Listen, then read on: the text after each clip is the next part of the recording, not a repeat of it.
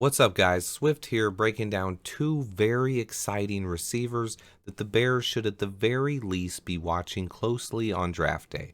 I want to take a quick second to thank everyone that helped me get to 1,000 subs so quickly. You are all legends, and I love you. Today, we will be looking at the dynamic deep threat wide receiver from Cincinnati and the kid that transferred to Kentucky and had a huge breakout season.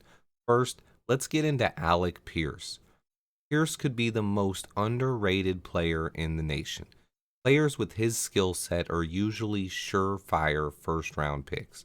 One of the reasons is that this wide receiver class is so deep, the other being not a ton of people watch Cincinnati, even though they made the NCAA playoffs.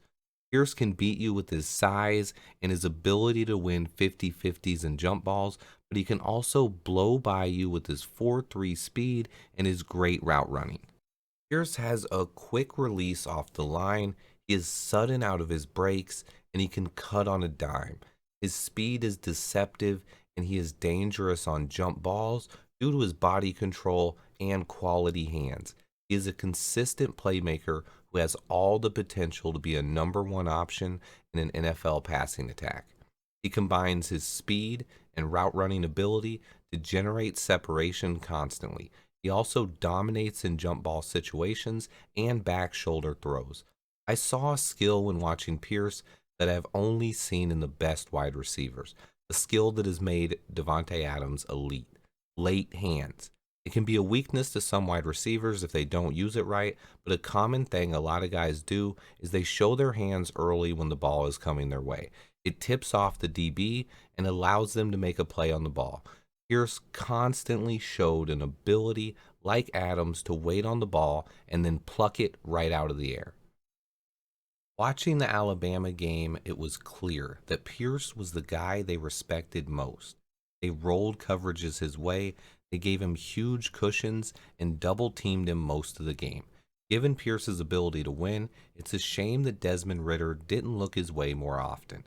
His after the catch ability could use some work, his blocking is pretty good, he fits any NFL offense. He could be an X receiver, a split end that takes the top off of defenses.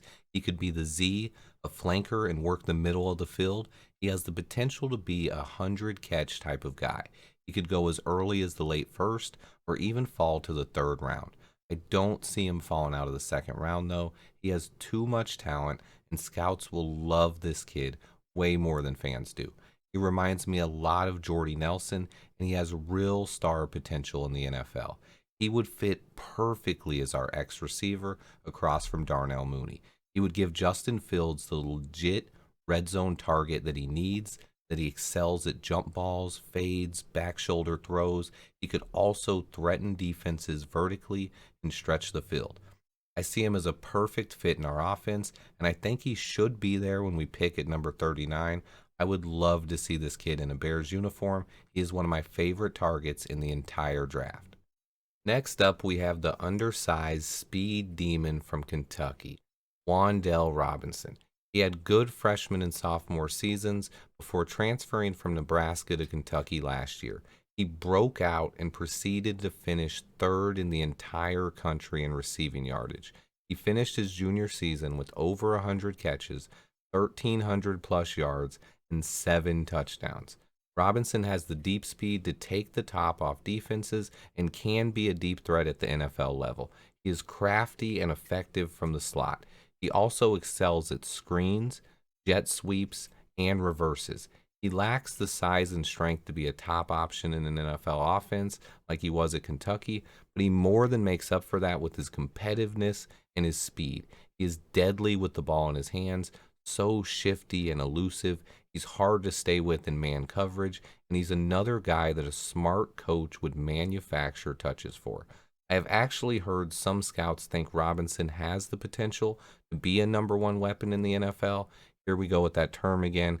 He was used more like Cordero Patterson at Nebraska, but once he got to Kentucky, he was their number one target all season long.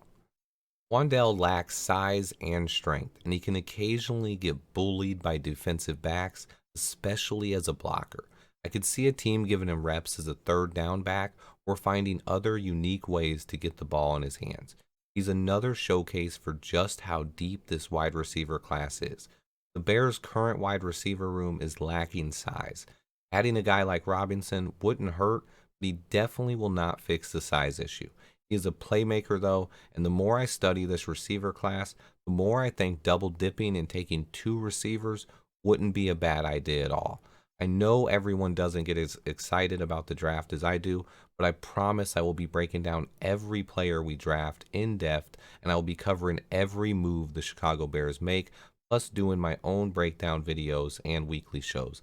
Thanks to everyone who helped me get to 1,000 subs. You are all legends. I will be dropping at least one video a day, so make sure you like the video. And if you still haven't hit that sub button yet, what are you waiting for? Until next time, bear down.